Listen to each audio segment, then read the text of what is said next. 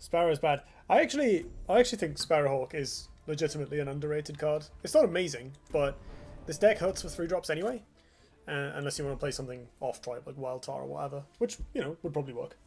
But having extra copies of Mist Dragon Seal in your deck full of giant minions that like to hide in corners and be safe is actually really useful, because you can put your Albeast Sage somewhere far away, protect it, and then you have like 5 Mist Dragon Seals in the deck. Same with Trinity Wings. If they get dispelled, you can bring them back after hiding them in the corner. Kindling, Blue Conjurer, Four Winds, like basically all the expensive Arcanysts like to hide in corners and get value. Right. Yeah, let's just do a quick tech for this deck that I can put on the YouTube videos. Where are we? So I built this a while back, actually. It's a very, very simple list. It is just Arcanyst, Shidai. I don't remember if I even updated it when the expansion came out. I think these are all pre-expansion cards. It's a very cheap deck. I don't think there's like some epics and no, that's legendary. But yeah, it's otherwise pretty budget friendly, especially if you got the Rise Ancient Bonds as a package deal, just to like slow the deck down a bit, basically. So yeah, the deck choices, card choices. Juxtaposition. Juxtaposition is sodding amazing with Albeast Sage, specifically, because you can play Albeast Sage and trigger it in the same turn for free. And of course, it's a useful removal spell and great for getting your Albeast in position. Mist Dragon Seal acts as a 4th copy of Juxtaposition. It's worse because it costs mana, but obviously it hits harder and it's easier to use. So it still gets kind of the short end of the stick, because being 0 mana is just so much, like infinitely more than being 1, basically, but infinitely better than being 1, but it's still really good. Kotatsu, this card is amazing. It's basically obligatory in Songhai decks even without spell damage. It helps your consistency, helps ping off annoying small units so you don't have to use real removal on them, helps you get rid of 2-drops in tandem with a general attack, all this useful stuff. Chakra Avatar actually finally coming into his own. You can now play with Kotatsu in the format. You can play enough cheap spells, and he goes really well with Shidai's Bloodborne spell. So he's a lot better these days than he used to be. It's a bit easier to play him and immediately make him a 3/4. And there's enough various bits of like dispel and removal bait in this deck that he's kind of okay.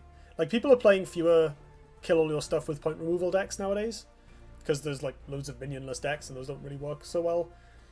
I think that helps as well. You're less likely to have him immediately like Lasting Judgmented or something, because no one plays that card now.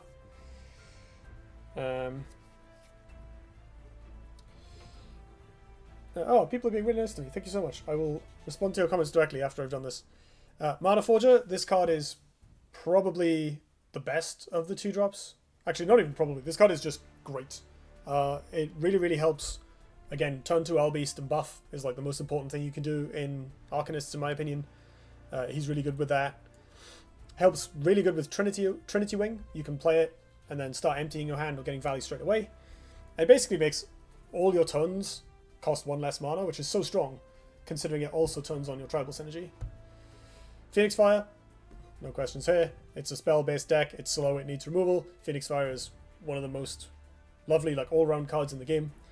Scroll Bandit. This is harder to use than in Kalios decks because you have a bit less reliable teleportation, and he's kind of a removal magnet, but he's fine. And the lack of Saberspine Tigers makes him a lot better. Killing Edge, only 2 copies because it is clunky.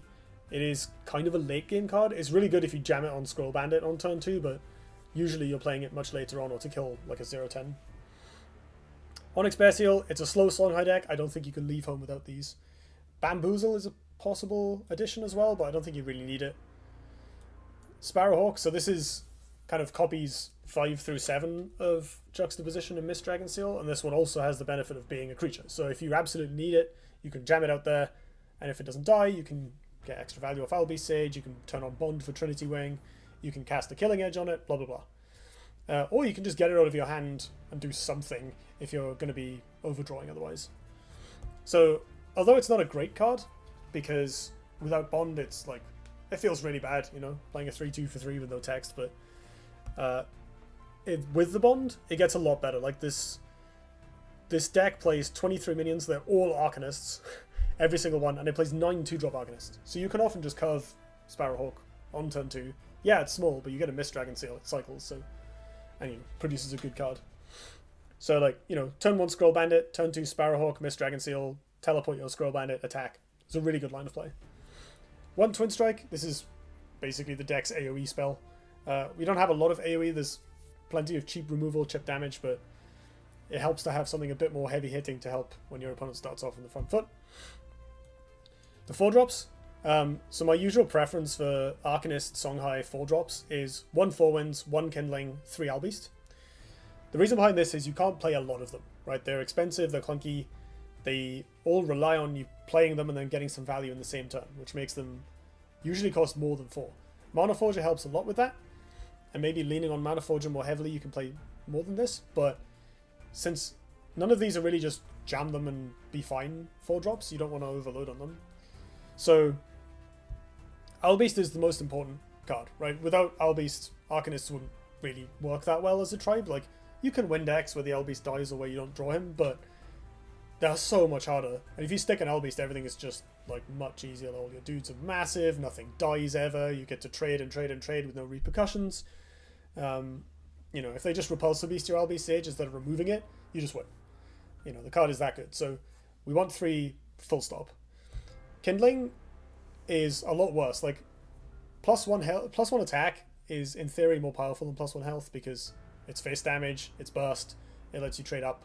But in practice, especially in the early game, what you really need is a big board. You need healthy minions, big stuff, resilience to removal. Kindling doesn't do any of that. So she's really good when you need a few extra points of damage for lethal, or you've got a board of like random dispelled Arcanysts lying around like happened in the game just now. So she's very situational. Powerful, but situational. So she's a good one-off. And 4-winds Mege, similar. He's like, you don't get that much healing out of a 4-winds. If he always healed for 4, he'd be amazing, but normally you can get 1 or 2 and then he dies.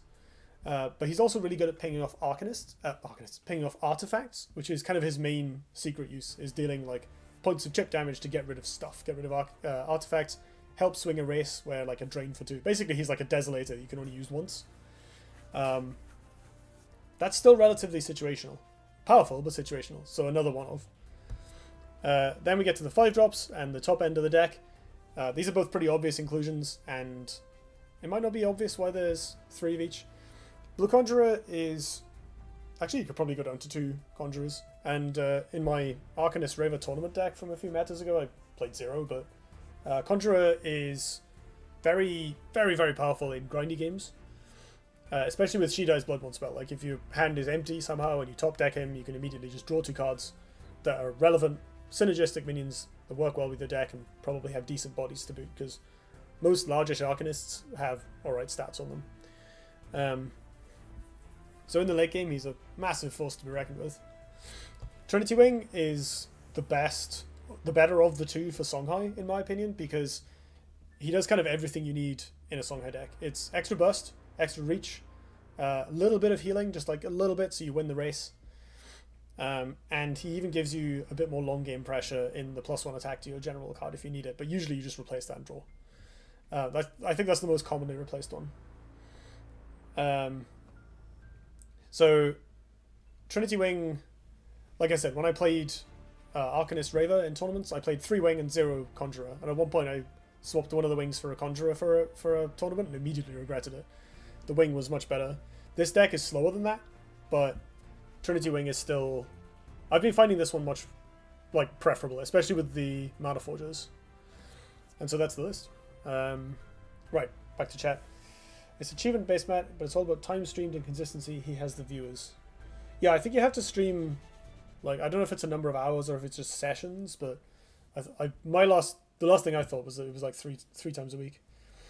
Screw this, I'm saving up for these babies. Yeah, Scroll Bandit's really fun. It's worth it. If you've got the Spirit to spare, they are a really sweet card. You can play them in like Backstab Kalios or Spell Songhai decks in general as well.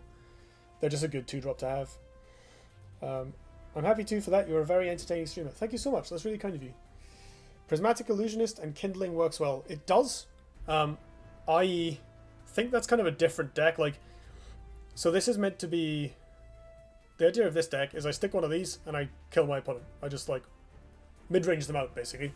So, Prismatic Illusionist fits into more of a combo-ish strategy, where you play it, you hope it doesn't die, and then you make loads of creatures, and then you buff them, and then you kill your opponent.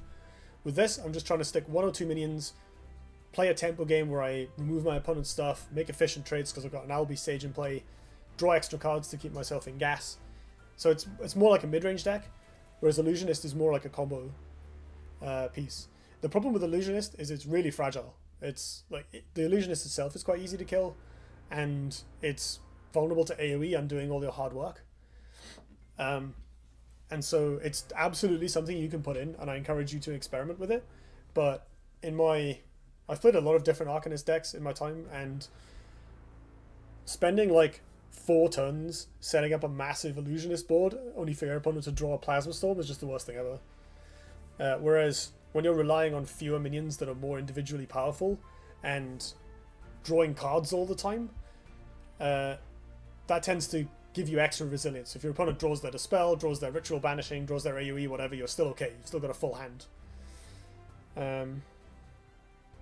7 times in 30 days, 8 hours in 30 days. That is what the achievement page is telling me. 8 hours in 30 days is fine. I can definitely do that. Illusionist and Mass Flight. Ha! That could work. Or Arcanyst Vanar with Lightning Blitz. Whereas Vite says, hey, why are you playing Arcanyst again? How long has it been? Needs more Death Knell. Oh man. Is Death Knell still a thing? Because I love that deck. It was terrible, but I loved it. Hey, I'm the pathetic lion you just demolished. That wasn't pathetic. I think I definitely have an edge over what you were doing, because you were playing smaller minions than me, and I have a lot of random cheap removal. So I wouldn't say you played pathetically. You put up a good fight. Don't put yourself down. Yeah, so that's this deck. What's actually new for this? No Arcanysts. Womp womp. So there is this. Oh, there's Protocol. You can play like Albi Sage Protocol. That's not bad. Thunderbomb is probably good in this deck, actually. It's probably better than Twin Strike. In fact, yeah, that should just come out. Probably cut a second Sparrowhawk for that. Wildfire Tenketsu. That's an interesting option. It's not an Arcanist, but it kind of behaves like one. Man, I forgot about half these cards. I wonder if this is abusable. Manakite Drifter. Is that legendary thing an artifact? An Arcanist. This guy. It's not an Arcanist. Mate, what? Boring.